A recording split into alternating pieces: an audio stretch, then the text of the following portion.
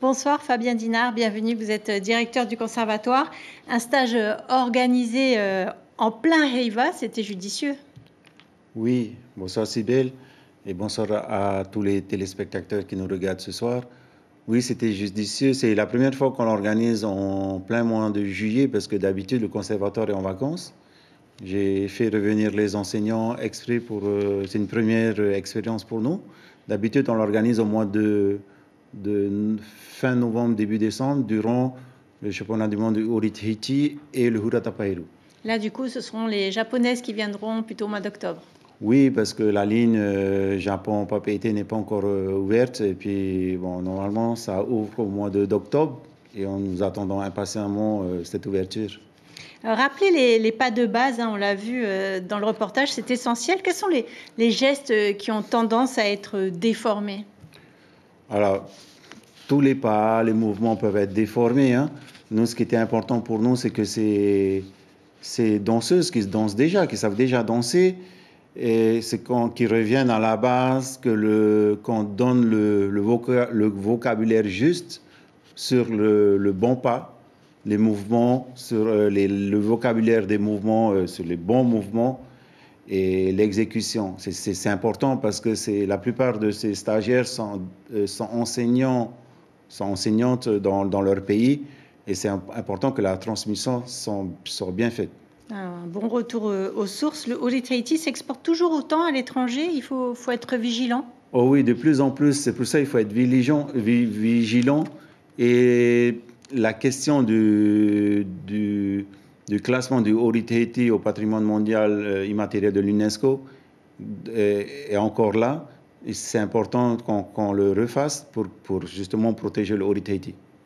Autre rendez-vous du mois de juillet, grâce à vous, le Heiva n'est pas tout à fait fini. Les groupes vont se produire au marais Arahurahu à Paea. La billetterie est ouverte? La billetterie est ouverte depuis ce matin. Nous avons quatre journées avec 4 groupes de chant et 4 poupous Orio également. Ça aussi, c'est une première. D'habitude, il y avait un groupe. Et là, sur 2 week-ends, il y a 4 groupes, c'est ça? Oui, parce que c'est une formule qui plaît aux artistes. Il y a cette proximité avec le public. C'est surtout les poupous Jiménez qui ont demandé, parce qu'en même temps, ils font de la pédagogie, ils ont le temps d'expliquer ce qu'ils chantent, les différentes strates dans le chant. C'est important pour eux. Et puis, le public ne bouge pas. Le public du marais, quand ils viennent, ils ne bougent pas. Ils sont là et ils écoutent les chants. Oui, c'est plus détendu aussi. Alors, autre événement culturel, ce grand rassemblement en hommage à Koko Hota Hota, avec qui vous avez dansé vous-même personnellement pendant 15 ans. 600 artistes étrangers sont attendus. Pourquoi ce rassemblement est-il aussi important pour vous? Oui, c'est important.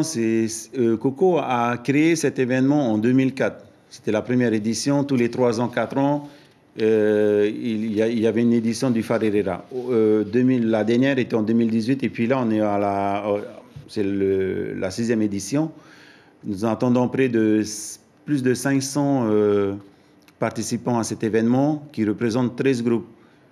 C'est important parce que de ramener toutes ces personnes à la source de la danse.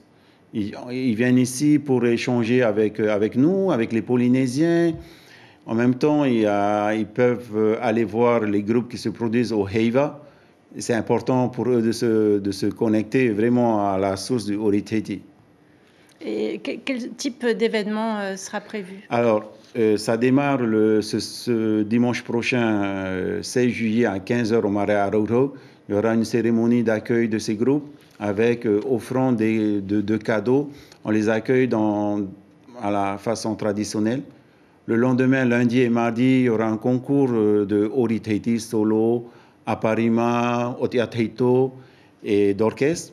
Au Grand Théâtre de la Maison de la Culture, les inscriptions sont pour ces participants étrangers, mais également pour les locaux. Les locaux peuvent venir et s'inscrire. Un bel échange en perspective. Merci beaucoup, Fabien Dinard, d'avoir accepté notre invitation ce soir.